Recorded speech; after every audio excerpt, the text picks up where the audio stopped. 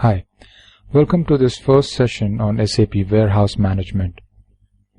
In this session, I will be presenting an overview on SAP Warehouse Management, its advantages over SAP IM. I will be discussing the org structure of SAP WM and also the various WM terms and documents that you would typically see in SAP WM module. I will also be discussing the interface with other modules. So, with this session, you will be getting a preliminary idea of SAP Warehouse Management without getting much into the customizing details.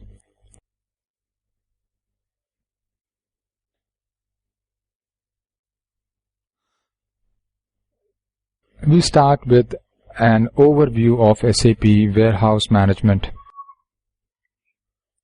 So before we get into the details, a brief history of SAP Warehouse Management. The Warehouse Management solution was introduced in the R2 version of SAP itself. As of SAP R3 4.5 version, the warehouse management part, along with the shipping and transportation, were brought together to form the logistics execution module as a whole. The warehouse management application is fully integrated into the SAP R3 system. The transactions that are initiated in other SAP components result in corresponding tasks in WM, which activate the actual physical transfer within the warehouse. So for example, if a goods receipt is posted in inventory management system, the stock level is increased in the WM system. Because of the goods receipt posting, an action is started in the WM system that notifies the user that material must be stored in the warehouse. So this means that the WM module is very tightly integrated with the IM module and also with other modules. So any change that is seen in the IM module or any other module will also be reflected in the WM module in real time. So what are the advantages of SAP Warehouse Management? So before we actually talk or discuss the advantages, let us first try and understand the fundamental question: why warehouse management? So while inventory management as part of the materials management can only provide information on the total quantity of material in stock, warehouse management enables a precise specification of the exact location of a particular quantity of material and informs you whether this quantity is currently in a storage bin or on the move. This means that the most fundamental advantage of having SAP Warehouse Management implemented is that it allows you to have a visibility of the available stocks at a bin level. You can, in real time, see whether the stock is available, whether it is being put away, whether it is being picked, and this kind of visibility gives the warehouse manager or the management ability to make informed decisions.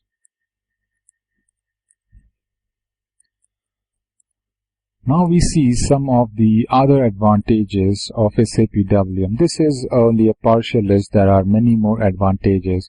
The first and the most important advantage that SAP WM is seamlessly integrated with other modules like PP, QM, SD, and MM. So any change that is initiated in these modules has an implication in real time in WM as well. SAP WM offers you the functionality to use RF scanning. The RF scanner is used to scan something called as a barcode label. Now this label has the entire information about the material and is pasted on the package. Once scanned, all the information is transferred into the system. The operator does not need to read or count any material. This reduces the human error.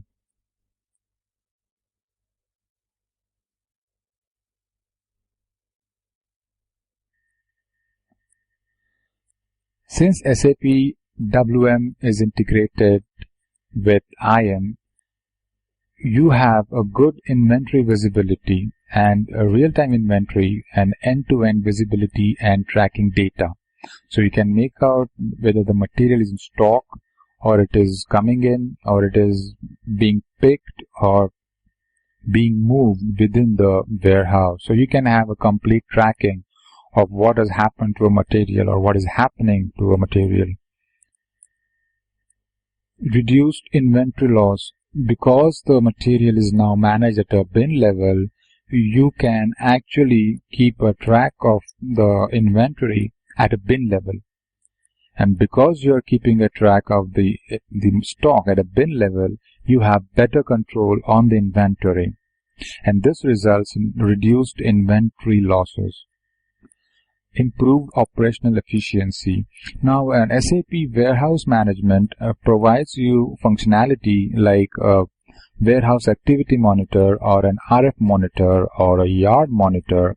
Now, what these monitors do is that they enable the warehouse supervisor to actually have a bird's eye view of what are the activities that are happening in the warehouse. So for example, if there are any transfer order pending, if there are any deliveries to be picked, or if a particular operator has a tremendous workload, he can transfer some of the workloads to another operator. So operational efficiency in a warehouse is improved. Improved transactions between receiving and put away. We have a functionality of cross-docking which allows to match outbound transfer orders for a material with incoming transfer orders. This means that if you have a delivery for a material pending and you also have an incoming receipt of this material, then you can match the transfer orders and avoid unnecessary put away of the material into the warehouse. So once you receive the material in the goods receiving area, it is directly assigned to the outbound transfer order.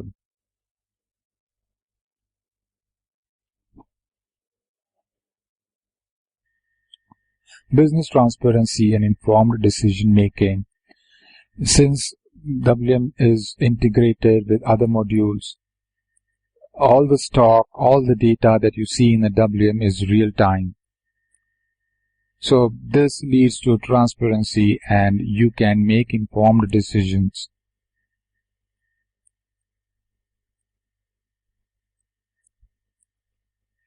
Let us now discuss the WM structure in SAP.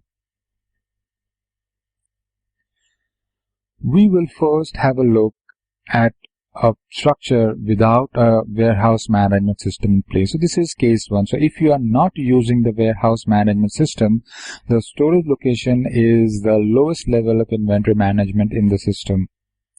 So you can see one plant linked to a single storage location or a multiple storage location, and that's it. If you are using inventory management without WMS, you can assign one or several physical storage locations to each plant. Let us see a case wherein WM comes into picture. So when we have WMS in the picture, we can see that the warehouse management starts where the IM stops or ends, meaning the warehouse is linked below a storage location. So a plant is connected to a warehouse via a storage location. So what you see on the screen is a plant, a storage location, and a warehouse. The warehouse has storage types which we will see in subsequent slides. There is another case which we can see that two plants are linked to one warehouse, which is possible in SAP. So you have a huge warehouse which is sharing space for two plants. So two plants are stocking material in one warehouse. So can we have two warehouse management systems in a given plant? Yes, you can. What this means is that one plant having two warehouses. Yes, this is possible, Of course, you will have to have individual storage locations pointing to each warehouse. So you have to have a unique plant storage location and a warehouse combination. Can we have a WM cutting across two plants? Yes, you can have. As a rule, it is a good idea to maintain only the stocks of one storage location and the same plant within a warehouse. But yes, if there is a pressing business need that a warehouse wants to share space for two plants, you can do that. You can manage several storage locations of one and the same plant within a warehouse or two plants within a warehouse. It is possible. Does the warehouse have accounting implication? No. Warehouse is purely stock handling. All the accounting implications are at an IM level. Does all the storage type necessarily be located in one building? No. They can be scattered. For example, you have one building stocking a particular material and another building across the road which has another material or kind of same material. So do you need to actually build two warehouses in SAP system? No, you can actually have one warehouse and call those two buildings as two different storage types, which is possible. Let us now have a look at the warehouse hierarchy. So at the top we have the warehouse number, then we have something called the storage type. Below the storage type we have something called the storage section or the picking area. Below the storage section we have something called the storage bin, and finally we have the quant. If your warehouse is storage unit managed, then the storage unit would come just below the storage bin and above the quant in a warehouse hierarchy. This is just for information.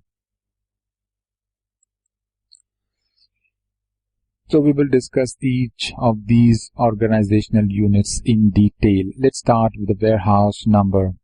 The warehouse number is the superordinate organizational unit in warehouse management in SAP R3. Superordinate means highest in rank. It is used to represent the physical warehouse complex. Each warehouse number has a substructure that maps a spatial relationship in the warehouse complex in detail. So you define a warehouse complex with an alphanumeric 3-digit key in SAP, which is linked to a storage location and a plant. So what is a storage type? So within your warehouse, you have to define the spatial arrangement of how you are stocking material. So you may be keeping one type of material at one place, a particular type of material at a different place, and you will want to be able to segregate these materials. So you can use something called as a storage type. So storage type is a physical or a logical subdivision of a warehouse complex that is characterized by its warehouse technique, the space used, its organizational form, or its function. So a specific storage type is the most fundamental design element in the warehouse. You define the picking and the put away strategy at a storage type level, and that is why everything that is kept in that particular storage type has the same picking or the put away strategy. So if you have a material that you would want to pick as per first in first out strategy, then you would keep all that material in one particular storage type. So that is a reason that storage type is at the highest level in hierarchy. A storage type has following features. A storage type does not have an address but a short description. You could have a description like pick face or a high rack. This description helps you to identify what kind of storage type it is, what are the characteristics that the material stored in this storage type might be having, and how the material may be being put away or being picked, something like that. It is possible to maintain storage type specific material data. So if you want a particular material to be stored in a particular storage type, you can specify that in the material master. So for example, fixed bins. If a particular material needs to be put away in one specific bin in a particular storage type, then you can extend that material to that storage type and specify the bin in the WM2 view.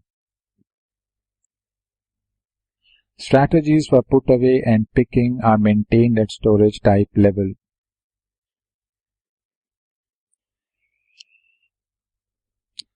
Let us now see the other architecture units. The storage section. The storage section is an organizational subdivision of a storage type that groups together storage bins with similar features for the purpose of putting away stock.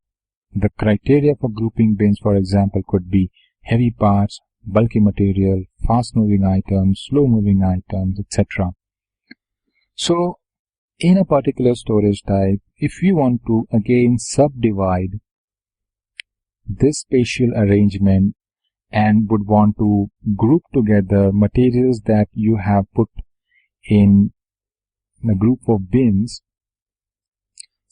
which would have, say, common characteristics, then you can subdivide a storage type into storage sections. So a material that is coming into the warehouse could always go into that particular section of the storage type, and it could be picked from that particular section. So a common subdivision is heavy parts, bulky material, or fast moving items. So in a particular storage type, if you are having heavy parts and also the lighter parts, then you could subdivide your storage type as heavy parts at the bottom, and at the top you keep the lighter parts. So whenever the heavy parts come into the warehouse, they are going to be stocked always at the lower section of the storage type. You can manage this or design this in the search strategy. Picking area is a section within a storage type in which all picking activities are carried out in the same way. Now, picking area is another subdivision within a storage section where you can define this area as a picking area in which all the picking activities would be carried out in the same way. Picking area is optional to define. Storage section is mandatory to define. So you may not want to have elaborate subdivision of a storage type, but SAP needs minimum one storage section per storage type. So you have to have at least one storage section for a storage type, and having a picking area is optional. Next, we have the storage bin. A storage bin is the smallest addressable unit of space in a warehouse. Storage bin type is used to subdivide into groups, for example, large bins, small bins, etc. So, storage bin is for stocking your material. Now, the storage bins could further be subdivided using an element called storage bin type. So if you have segregation of bins like large bins, small bins, then you can define a bin type as large bins and small bins, and you can assign this particular bin type to the storage unit type that you will have to define. So with these linkages, you can make sure that the material, when it comes into your warehouse, would automatically find the specific bin type to which it should go and it should be stored. So you can plan and design to that granularity.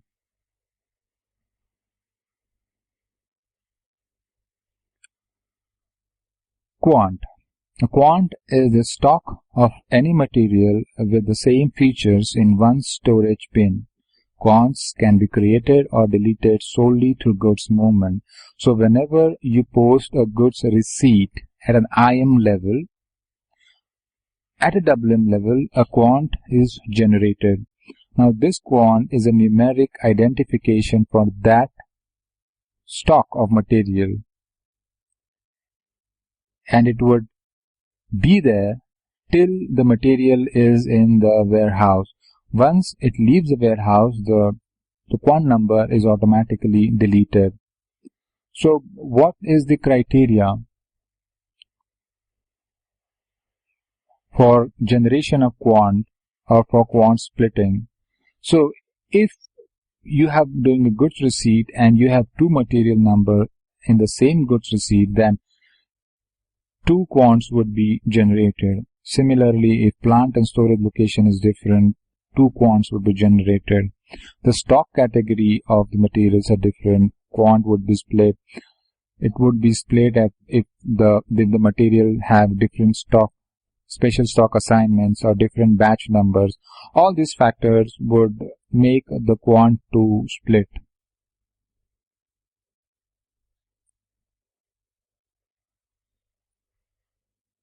Let us quickly understand an important org element called the interim storage type. An interim storage type actually acts as an intermediate between IM and WM.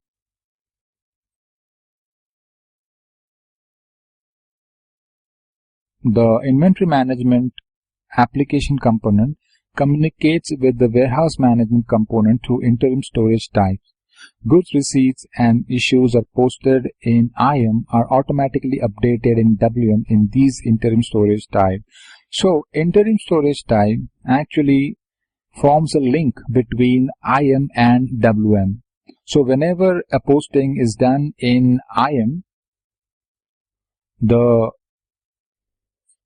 connected posting happens in the interim storage type first, and from there it moves ahead into the WM. Similarly, whenever a posting or a change happens at a WM level, it is first going to the interim storage type and then it is reflected at an IM level. So for example, you are doing a goods receipt for a purchase order from a vendor. The moment you do a MIGO, the stock goes into an interim storage type 902. From 902, this has to be further put away into the bin. Till the time you don't put away the stock using the transfer order, it lies in 902, which is also the goods receipts area. Similarly, whenever you are doing picking for a delivery, you pick from the warehouse, the stock goes from the bin into the interim storage area 916. So when it goes to 916, the status of the delivery shows picked. Further, if you do a goods issue, the status of the delivery is goods movement completed and the stock has moved out of the warehouse. So we have many other interim storage types used for those specific purposes. What you see on the screen is only a partial list of the important interim storage types. So after understanding the org structure hierarchy, let us understand what from this org structure is customizing and what is master data. So the warehouse number, storage type, storage section is a customizing part, and whereas the storage bin is the master data. Along with storage bin, you also have to change the material master and add WM views to it to fully complete the WM integration.